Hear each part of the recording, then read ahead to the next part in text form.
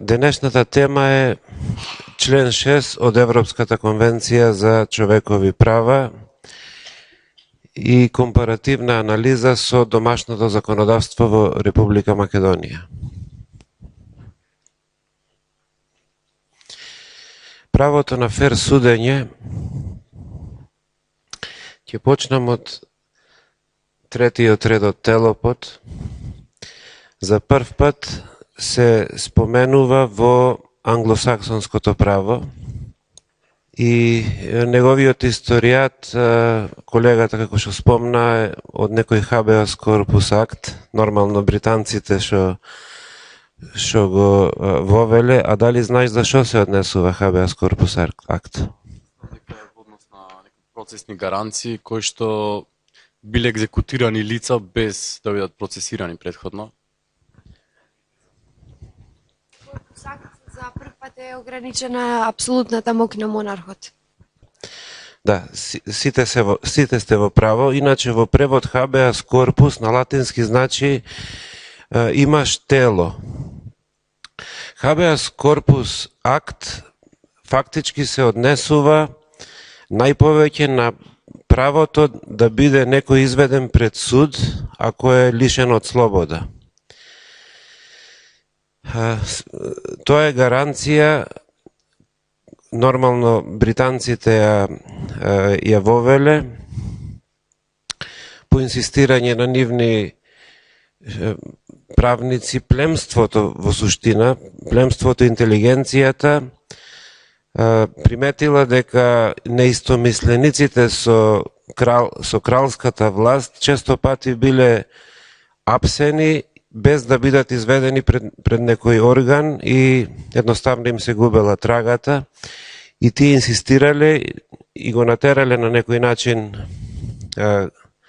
кралот да го донесе тој акт со кој што секое лице лишено од слобода би имало право да биде изведено пред некој друг независен орган за да се испита законитоста и причините за неговото лишување, и нормално понатака следува да може да има некои процесни права на фер судење. Значи точно е еден од актите на фер судењето е habeas corpus актот, и фактички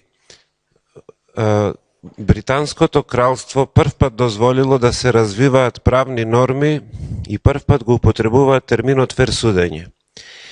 Исто така англосаксонското право за прв пат востановува адвокатура како служба, независна, стручна правна служба која што дава правна помош на лицата на кои што тоа им е потребно. И затоа е нормално што правото на фер судење го измислиле, го негувале и го развивале британците. Првата адвокатура организирана е некаде пред околу 300 години. Замислите која долга историја е тоа, кога во континентална Европа, а да не зборувам за другите делови на светот, не можело ни да се помисли за организирана служба која што ќе штити човекови права. Малу по малу тие го дефинираат и го развиваат концептот на фер судење. Тој започнува ненормативно, туку започнува токму онака како што звучи правично. Значи, правната мисла таму се успеала да се избори да направи правен систем во кој што постапките од едната страна на власта и од другата страна на странките ќе се водат по принципи на балансираност и правичност.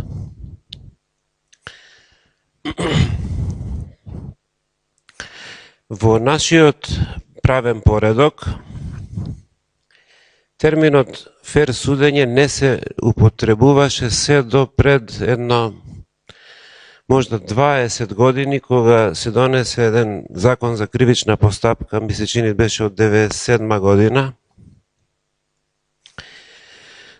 бидејќи претходниот закон за кривична постапка, тој поим не го познаваше, ниту пак на факултет го учевме, ниту пак се споменуваше во судската практика. Во 1997 година за прв пат се инкорпорира во текстот на ЗКП, колку што памтам, во делот на наброени минимални права и беа наброени некои од правата кои што представуваат дел од правото на фер судење. Ние нема целосно да се држиме денеска до подготвенава презентација со PowerPoint-от. Јас ќе се трудам да го задржувам вашето внимание и некако и вие да учествувате, за да поважно е нешто да сватиме помалку, да запамтиме помалку работи, отколку да кажеме многу, а да не ги запамтиме.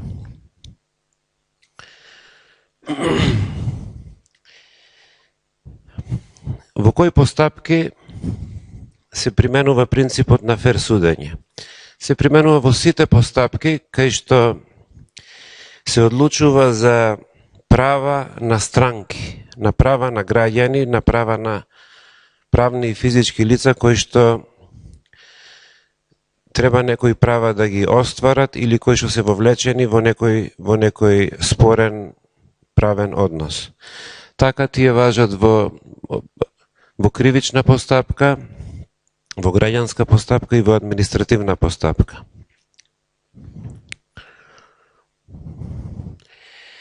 Што мислите, во која од овие постапки атрибутите на фер судење се најосетливи и највисоко поставени, стандардите за фер судење? Дали има некој мислење? Во кривична. Точно е.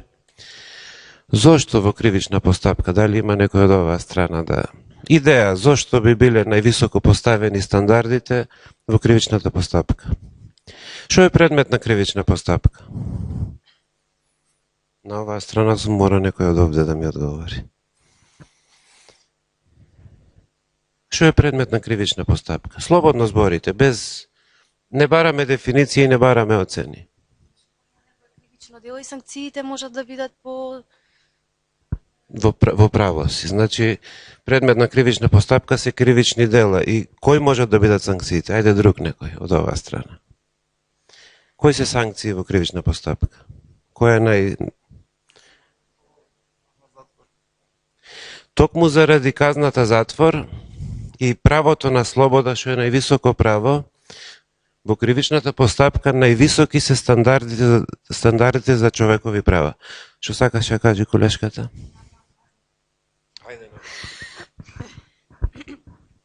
главна казна е казната затвор, парична казна која што е главна и споредна, забрана за управување на моторно возило, забрана за вршење на професија, дејност и должност, условна осуда и осуда со надзор. Токму заради казните кои што имаат се одразуваат врз слободата на лицето, кои што се однесуваат на неговиот имот, значи му одземаат имот, кои што му одземаат право на професија, кои што му одземаат право да врши дејност или да управува возило. Заради тоа во кривичната постапка стандардите за човекови права се највисоки. Дали знае некој кој од принципите на фер судење или кој од правата ги има во кривичната постапка, а ги нема во другите постапки? Тој е уставен принцип и во ЗКП е споменат. Кога некого ќе објават вест дека е уапсено лице за наводно сторено некој дел. Молам? Да. Презумпција на невиност. Точно е. Презумпција на невиност е принцип кој што фактички е и право инкорпорирано во пакетот на права за фер судење кој што постои во кривичната постапка, значи се применува во кривична постапка, а нормално нема своја примена во административната или граѓанската постапка, токму заради тоа што кривичната постапка се води против лице или правно или физичко за да се докаже тој што тврди да се труди да ја побие законската презумпција на невиност, што важи за секој граѓанин, и тој орган се труди пред судот да докаже дека некое лице правно или физичко е виновно. Одиме понатака. Во член 6 од Европската конвенција наведени се во кои односи меѓу луѓето се применуваат стандардите за фер судење. Тие се применуваат во односите помеѓу физички и правни лица и односи помеѓу поединец и држава. Дали знае некој да ми каже еден пример за односи помеѓу физички и правни лица? Без разлика. Слободно. Пример за некоја постапка во кој што физички и правни лица влегуваат во некој спорен однос. За односи меѓу физички и правни лица, едните и другите имаат права пропишани со закон, каде што сите останати, тие права действуваат ерга омнес, каде што секој останат треба да се воздржи од делување с противната страна да не им ги загрози правата. Те разбрав. Точно е, тоа имаат права и обврски. Ако има спорни права и обврски, физичките или правните лица, да речеме, поведуваат тужба пред граѓански суд. Тоа во граѓанска постапка. Или се судат за собственост, или се судат за пари, или се судат за штета. Таму остваруваат своји права и обврски во спорна постапка и таму се применуваат овие принципи. Подброј 2 односи помеѓу поединец и држава. Дали има некоја идеја за пример еден кај има однос помеѓу поединец и држава, а да не е во граѓанска постапка, да речеме, не за исцрпивме. Дали има некој друг идеја? Секојдневно има, дали имаш некој пример, да речеме управна материја, однос поединец и држава, една управна работа.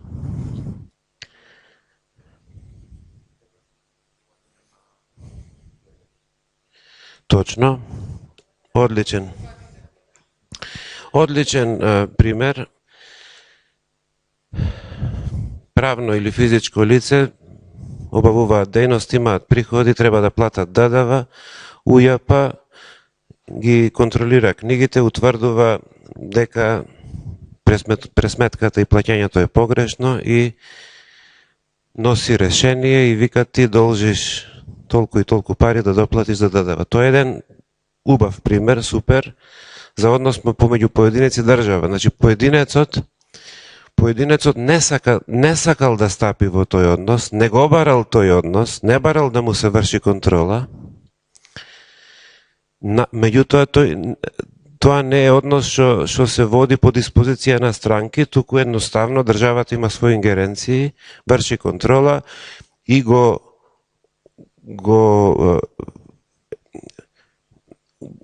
тера поединецот да влезе во управен однос. И таму важат гаранциите за правото на фер судење, како и во сите други односи. Многу важно е во делот на кривичната постапка да знаеме како таа започнува. Кривичната постапка по нашиот закон за кривичната постапка,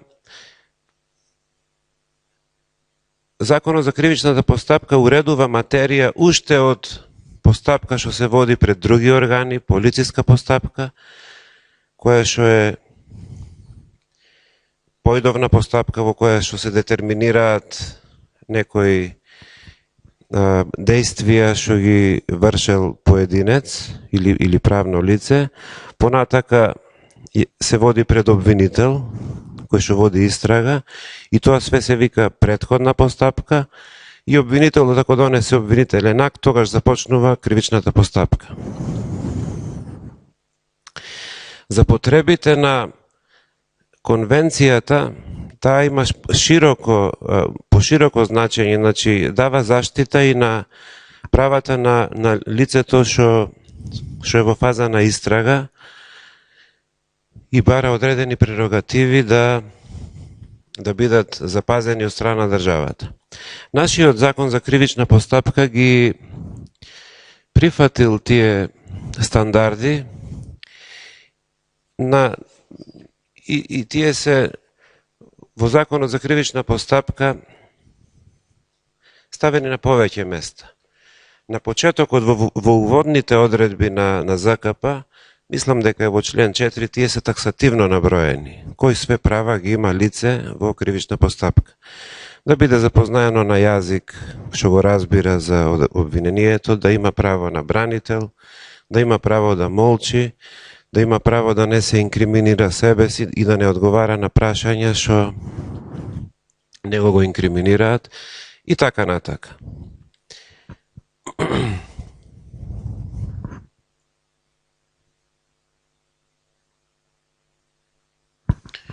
Ова е делот веќе кај што колегата го кажа примерот со граѓански права обврски и ето, меѓу првите примери точно е тој.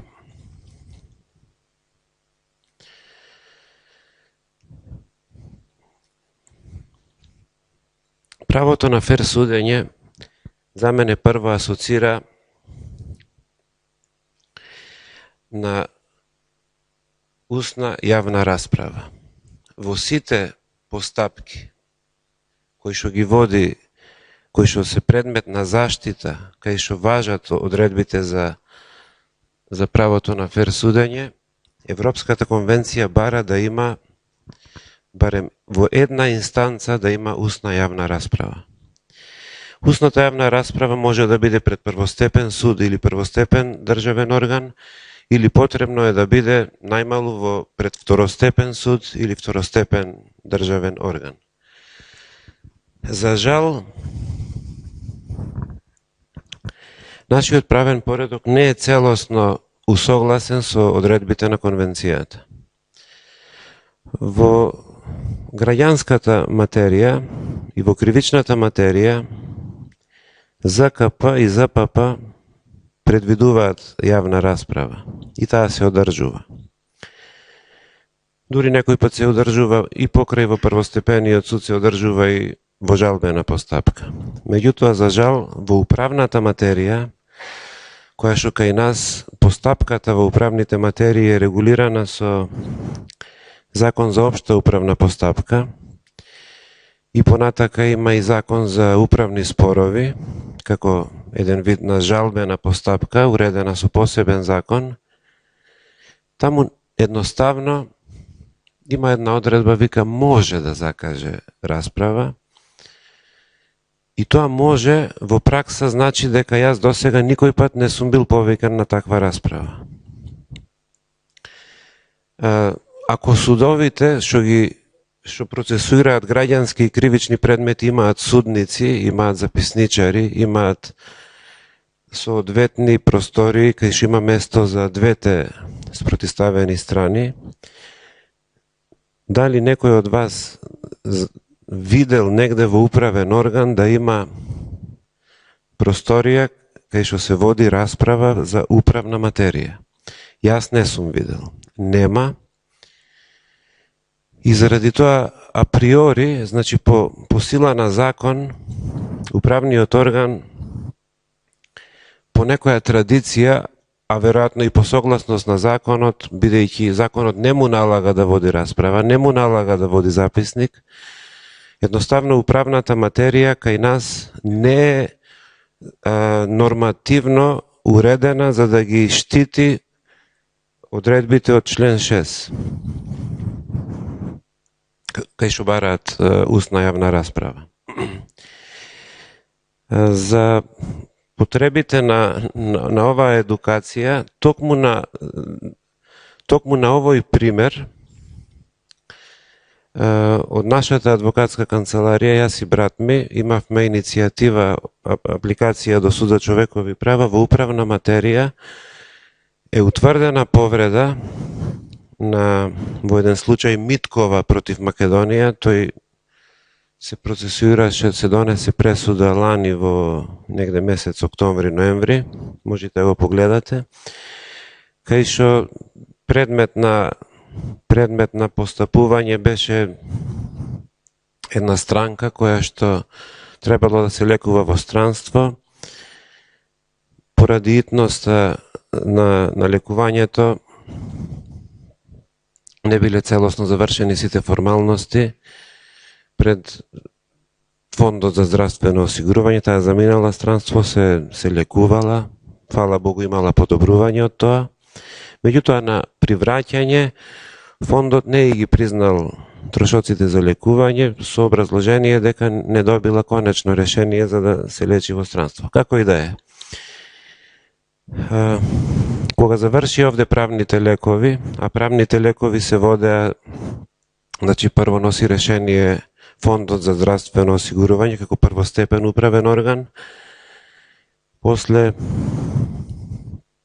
кога се формира управните судови, таму беше одбиена тужбата за управен спор. Меѓутоа судот за човекови права во Страсбур утврди, и сега да скратам, со брат ми кога го добивме предметот, покрај основите што ги има во историјатот на предметот, дали требало таму да се лекува, дали би било дозволено тоа право или не би било дозволено, прво што го уочивме беше дека во ниту една инстанца немало јавна расправа. И само по тој основ одлучивме да поведеме апликација, поведовме и спорот е добиен.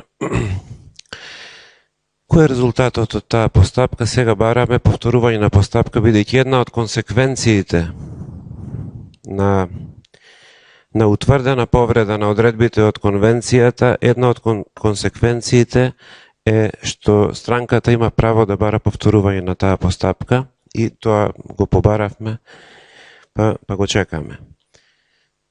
Значи, кај делот за устна јавна расправа, кога треба да ги знаеме овие работи, да размислуваме во духот на конвенцијата, за да можеме да ги бараме и остваруваме правата.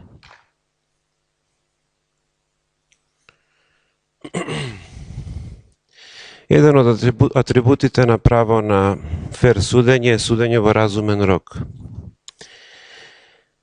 На англиски тоа го викаат justice delayed, justice denied. Одложена правда не е правда.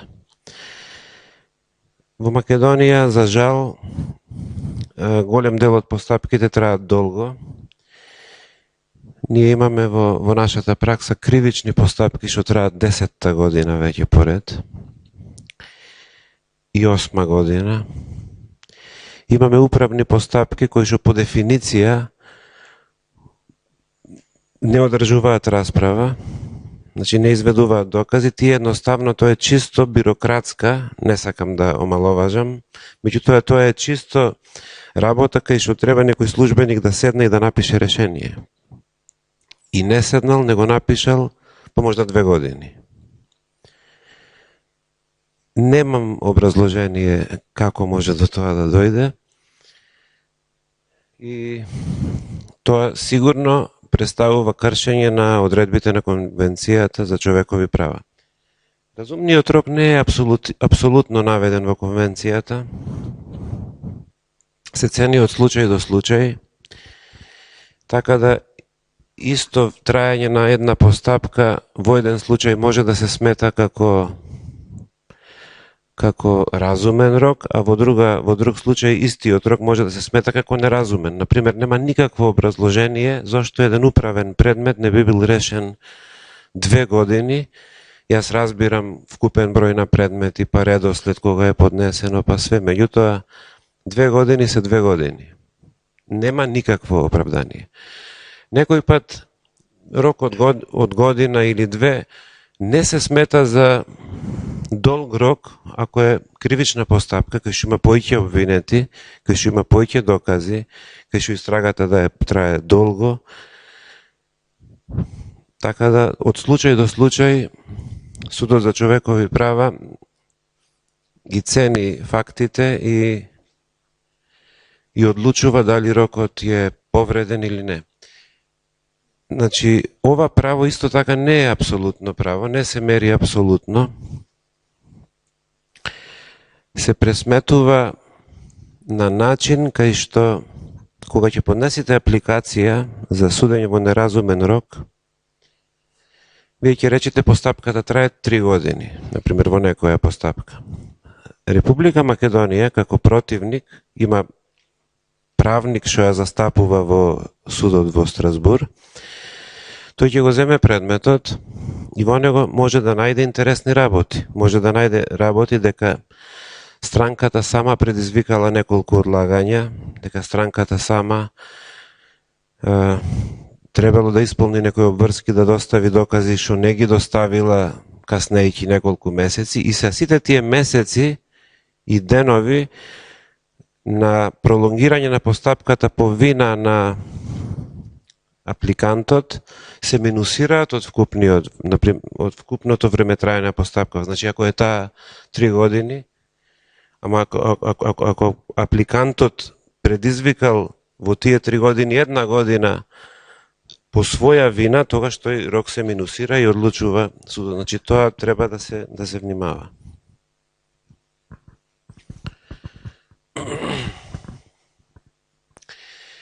Притворот е ставен во оваа презентација. Иначе притвор значи лишување од слобода заради потреби на кривична постапка. Некоја основна дефиниција.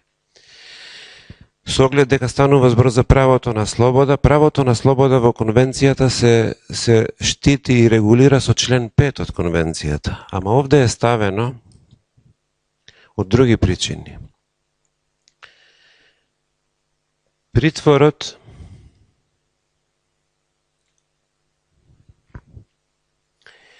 како најтешка мерка за обезбедување присуство на обвинетиот на судење во кривична материја се определува по барање на обвинител. До сега, до донесување на последниот закон за кривична постапка, кој што стапи на сила пред неколку години, пред можда 3 години, се определуваше по барање на обвинител и без никаква расправа. Значи, клучот е пак кај расправата. Затоа е ставено во презентацијава за член 6, иако притворот како мерка која што го ограничува правото на слобода е регулирано со член 5. И токму заради јавната расправа, која што не се одржувала порано, се во последните измени има и едно рочиште за привремени мерки, ако ги пратите, рочиште за мерки за обезбедување, може да се притвор, куќен притвор, одземање на патна исправа, забрана за напуштање на престојувалиште, живеалиште, и ако ги пратите последните вести, во последната година дена судот е некако доста благонаклонет на обвинетите и поретко се, односно него прифати барањето за притвор, меѓутоа тоа е друга тема. Да не се разбериме погрешно, јас како адвокат секој пат сум за тоа да наместо притвор се определи друга, помалу драстична мерка. Меѓутоа поентата е во расправата. Треба да има расправа и сега новиот ЗКП предвидел.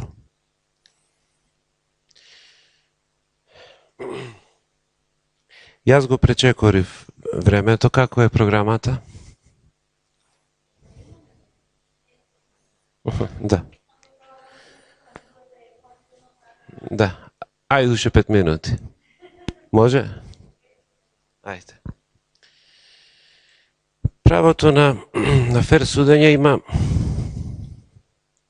односно член 6, кој што се вика Right to a Fair Trial, има една прекрасна нормативистичка, една прекрасна номотехника. Значи, со малку едноставни зборови се кажани многу важни принципи. Еден од нив е независен и непристрасен трибунал. Прво, зашто напишале трибунал, а не напишале суд? Затоа што некои права и обврски во некои земји би можело државата што сака да ги изигра прописите, да ги даде во надлежност на некој друг орган, а не суд. Пример. Кога би пишувало суд, тогаш постапките што ги водела во Македонија Комисијата за лустрација, например, или Комисијата за хартија од вредност, или Комисијата за денационализација, би можела да ги повредува одредбите од конвенцијата и правата на странките и да рече јас не сум суд. Затоа составувачот на текстот на конвенцијата го ставил терминот трибунал за да важи и за други тела што одлучуваат за права и обврски на странките. Независен и непристрасен. Кога сме кај независен трибунал, баш сношти читав кратко некои материјали, да се вратиме на изборот на судии во Македонија. Дали тој гарантира дека судиите кај нас се независни? Ги избира Републички судски совет, избран од судиите. Мандатот им е неограничен, значи до остварување право на пензија. И може да се рече дека државата нема некој учество во изборот на судиите, равно може да се испостави дека постапката за избор на судови гарантира нивна независност. Меѓутоа, истовремено, сите меѓународни посматрачи, стручни и невладини организации утврдуваат спротивно. Значи, правото на избор без разлика што екс леге изгледа дека е фер и објективно за да биде непристрасно, некаде во текот на процесот правиме некоја грешка во чекори и судиите добија етикета дека се продолжена рака на власта. Јас со тоа нивно мислење се согласувам. Да ги оставиме судиите. Во кривична материја, дури и во граѓанска материја, во спорови со повисока вредност, покрај судиите имаме и судии поротници. Сега тука има два системи. Дали се и тие зависни или независни? Се анализира начинот на кој што се избираат. И тоа све Европската конвенција го анализира во своите одлуки, затоа го зборувам. И вика вака. Во еден случај, Европскиот суд вика: судот посебно ќе ја испита независноста на поротниците, доколку тие со нивниот број на гласови можат да го надјачаат професионалниот судија и тогаш се предмет на анализа. Што значи тоа? Има кривични постапки во Македонија кај што се суди во порота. Поротата е составена од еден судија и двајца поротници, граѓани, или во потешки случаи двајца професионални судии и тројца поротници. што значи дека и во едниот и во другиот случај 2:1 и 3:2 фактички кај нас пресудуваат поротниците. Сега кои се поротниците? Има држави кај што поротниците ги бираат од листата на сите нивни граѓани. Има некој софтвер кој што од време на време повикува во судската зграда.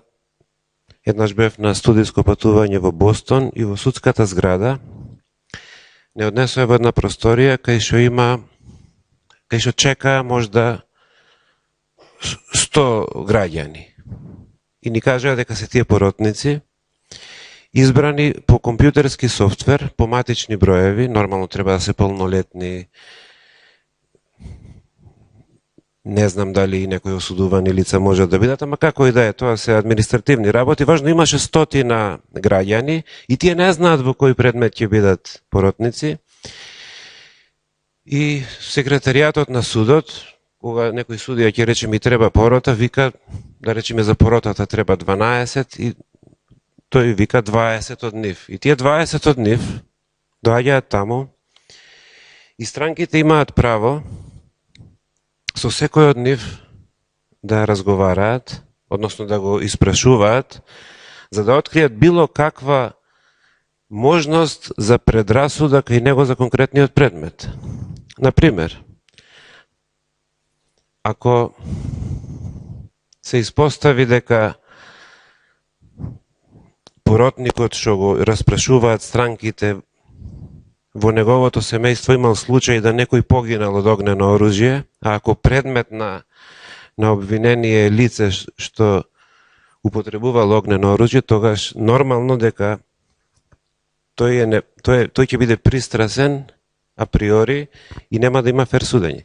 Како и да е, да скратам, тоа е едниот начин, се бираат еден по еден. Вториот начин, втората страна на медалата, кај нас е следна. Републичкиот судски совет кај нас избира, има листа на поротници. Например, за основен суд Тетово, не знам колку се колешката од Тетово, така? Сигурно има можда 100, како и да е, поротници. И во основен суд Охрид има листа на поротници, меѓутоа на судењата гледаме едните исти, едно 20 поротници се вртат редовно. И јас искрено се сомневам како тие се нашли на листа, не се нашол некој друг. Значи, и тоа треба да го имаме во предвид. Што сакаше да кажеш? Во врска со поротниците сакав да кажам дека законски, значи не секое судење да има поротници, а јас од 10 судења на 5 судеше судијата сам. Дали дозволено е законски да суди сам судија? Без поротници, не сам без странки. Него во граѓански предмети? Мислам дека во граѓански. Кај граѓанските предмети има една можност да странките се согласат да наместо порота суди сам. Се дава согласност од странките. Во кривична материја не може да се од вредност на спорот. Значи, ако вредноста на спорот бара да има порота, судот вика порота, меѓутоа, обично, ако не викнал, ќе праша дали може да судиме без порота и ние даваме согласност. Некој пат, некој ќе рече не даваме согласност, викај порота. Едни исти поротници се вртат и колку што јас имам искуство, мислам дека после треба да подпишуваат записник за советување и гласање. И јас, поради долгото искуство, ние гледаме, завршува судењето и судијата им вика, ајде да се подпишите на записникот бланко и си одат. После тој одлучува како што одлучува. Значи, испаѓаат дека се фарса.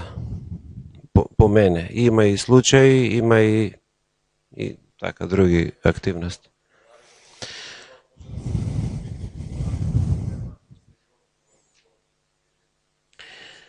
Да, некој символичен.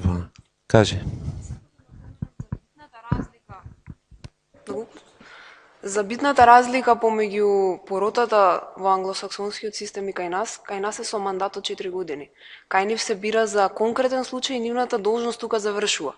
Мислам дека најголемиот проблем кај нас е наместо со воведување на лаичкиот елемент да се избегне она професионалната навика на судиите во едно исто судење, нели тоа што викате сите исти се повторуваат, се заборава дека лаичкиот елемент, поентата негова е во тој конкретен случај да се внесат погледите на заедницата, е пример во кривичното право, како заедницата перцепира на тоа како е направено кривичното дело и да одлучи за вината или невиноста.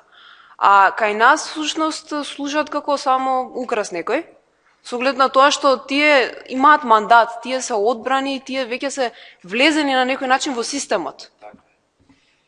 Се согласувам со тебе. Како ти е името? Александра многу убаво размислува исто како и јас. Јас сметам дека концептот на поротници е концепт на лаици. Кај нас порано кога почнав да работам, сите поротници беа бивши полицајци, бивши удбаши, бивши борци и пензионирани правници. Напротив, концептот на дури и одат на обуки. Концептот на поротата, поготово го измислиле американците и британците. Тој е измислен концептот за да не одат на обуки, за да не бидат правници, за да не бидат инструирани. Концептот е да бидат она што се. Ако е бравар, нека седне бравар. Ако е шофер, нека седне шофер. Ако е физички работник, нека седне тој. Ако е доктор на науки, ако го повикале, и тој нека дојде. Ако е професор, и тој нека дојде. Меѓутоа, концептот е во друго, да не бидат инструирани генерално на обуки. Тоа ми е поентата. Во англосаксонското право има еден дел од постапката се вика Instructions of Jury. Меѓутоа, Jury Instructions не го прави судијата сам, туку го прави во соработка со странките, обично со обвинителот и со бранителот. Ги усогласуваат кои инструкции ќе им ги дадат на поротата. Мислам, и тоа се врвните стандарди за да некој биде независен. И во суштина тоа се сведува, им ги даваат основните обележја на делото, им ги даваат основните елементи што треба обвинителот да ги докаже, им ги даваат основните елементи што треба одбраната да ги докаже во согласност со... Ова е малку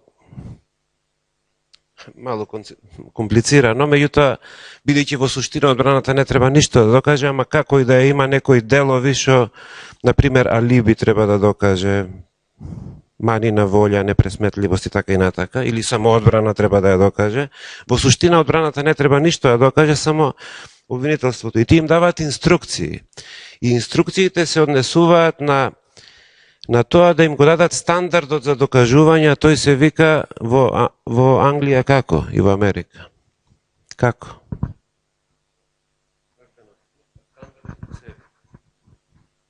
Како вика? Да. Надворот вон основано сомневање. Ова е сршта на независно судство, кај што има стандард на докажување. Кај нас нема стандард на докажување. Ние немаме таква правна наука и тоа го нема. И таму инструкциите им ги даваат, токму им викаат, ќе ги слушаш доказите и ако имаш некоја дилема што би ја имал разумен граѓанин, можеш слободно да речеш дека тој факт не е утврден. Такви се инструкциите што им ги даваат од случај во случај, а не генерално ги носат на обука, фактички прават од граѓани, прават судии. што е абсурден концепт. Јас тука ќе завршам, бидејќи длабоко навлеговме во друг термин, ама се надевам дека ви беше интересно. Значи, читајте конвенцијата, поготово член 6, на друг начин. Читајте ги образложенијата на пресудите. Во нив е клучот. Така ќе се научите да размислувате и така после ќе ги барате вашите права. Благодарам.